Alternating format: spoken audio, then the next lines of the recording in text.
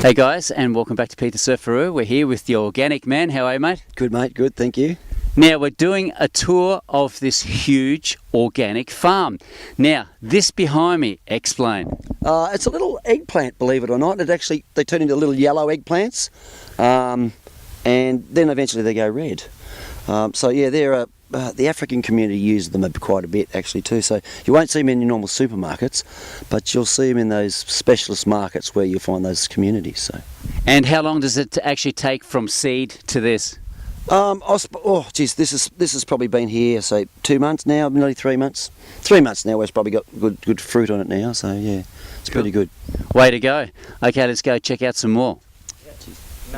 Okay. Hi, I'm Paul, the Organic Man. With me here on the farm is John Vierre, my chef farmer, and he's going to talk to us a little bit about how we prepare our garlic for planting. Yeah, as my friend says here, this is the garlic. You see how it's a big crop, but if you want to plant them, we separate them in order to get the seed. You see what we do? We get this one. We separate like this, so we will put in the ground this one. You can see after that you will get the bulb like this. So how deep would we plant each clove, and which way up would we do that? It's not very deep, really. Like this one, like in the ground. You just put in it, and then you cover it. They will shoot it up. Yeah, and you've got to make sure, don't we, with it that the base is facing a certain way? You see, face down. The bottom is this one. You will put the top here. Yeah. This face on it up. Yeah. Yeah. Yeah. So how long after you plant will they shoot? It depends how the soil is wet. Yeah. When it's wet, will cause it to shoot quick. Yeah. And so we need some good rains. Of course. Always here. Yeah. Yes. And after that, when they shoot up, you just weeds because they do not want it to compare with the weeds. Yeah, we've got plenty of them here too. Yes. We can eat our weeds too sometimes, but too many. Yes, and we just get a good harvest. Yeah. Yeah. Yeah, exactly. So yeah, that's how we do our garlic here on Montview Farm. So behind us we've got our ginger all growing. Well, it's very nice. Very nice ginger now. Have a look here. Yep. You see here how it is? You see it really there? So you can see the ginger right there at the bottom. Even I can get one and show you how it is. Look. Beautiful. So lovely fresh ginger, look at that. It's very nice. Look. In a couple of months, they will beat it, we will start it to pick up. Yeah. And also we've got some coriander just growing along the back there in the little trench, and that sort of helps to, well, it gives us a crop of coriander, and it sort of gives a little bit of companion planting as well too. So if everyone knows how strong our coriander is, we've got some good people giving us some feedback on that too. Okay, we're here in the paddock. We've got the parsley, the beetroot, and of course the coffee. Now tell us a bit about the tale behind parsley. It is so good for you. Now parsley's really good for the liver, for the kidneys, sorry. Yeah. Gives it a good cleanse. So eating parsley every day, they put it all on top of those garnishes, eat it. It's really good for you, as long as it's organic, of course. But yeah, we're growing our parsley here along in these rows.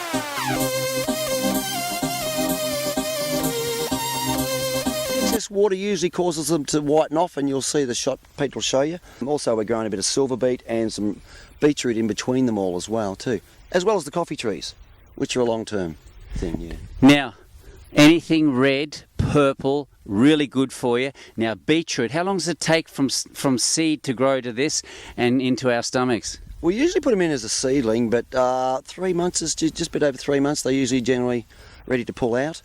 You can start eat the leaves sort of on an early basis if you want to. So if you're growing your own beetroot, you can actually just pick some leaves off, eat them as it goes. So I think always eat the tops of your beetroot. The whole plant's edible.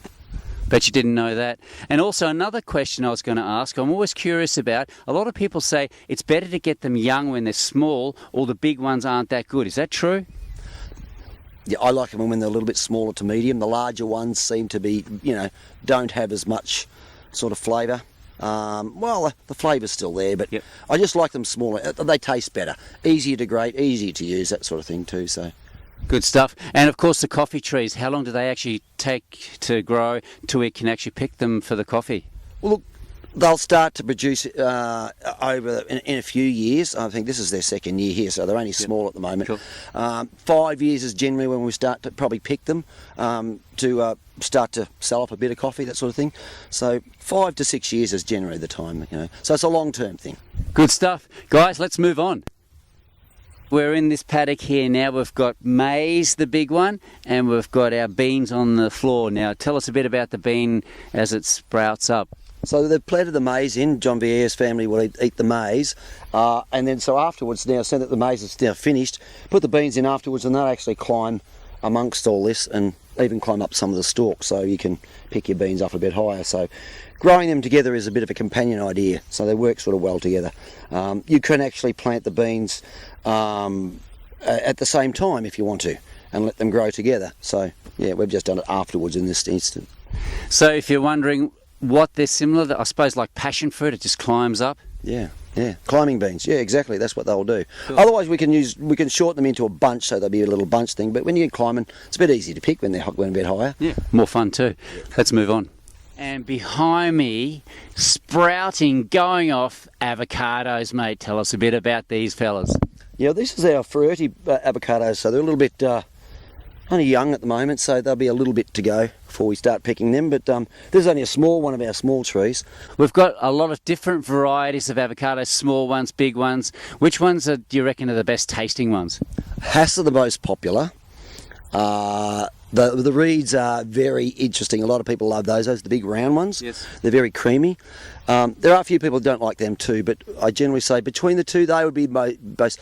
But look, you've got so many. You've got your Ferrettis, you've got Charwells, and there's a few others as well, Pickertons, and you don't see many of them. But there's a lot will grow at different times of the year. So you can actually, if you have a few different varieties of avocado trees, you can actually have a different avocado to pick quite often. So yeah, it's a good way of doing it.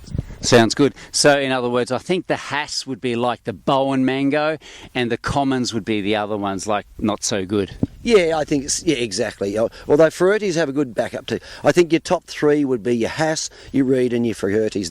They're your top three. Now, I don't know if you have ever tasted these ones. They're sweet and sour, a mixture of everything. They're called Tamarellos. Right behind me, really nice orangey sort of colour. Now, tell us a bit about this really good fruit. Yeah, now this is an interesting one because they call it the tree tomato.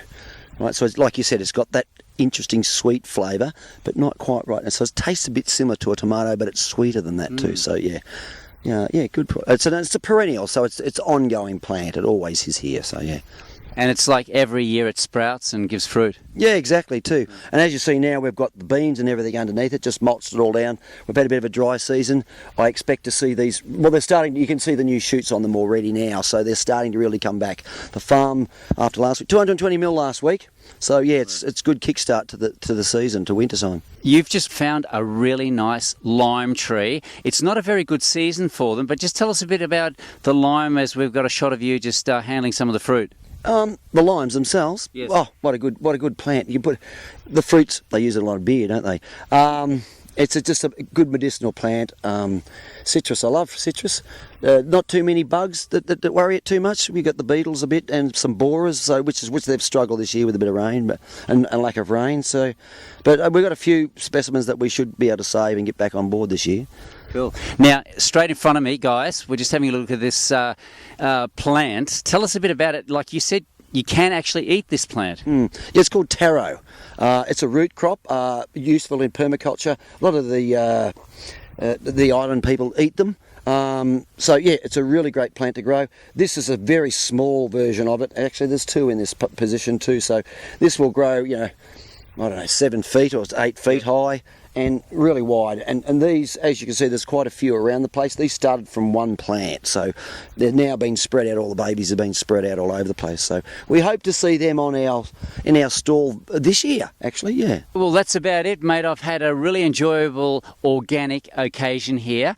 Now, just before we go, something really important that you told me about recycling, about the vegetation, the fruit, veggies.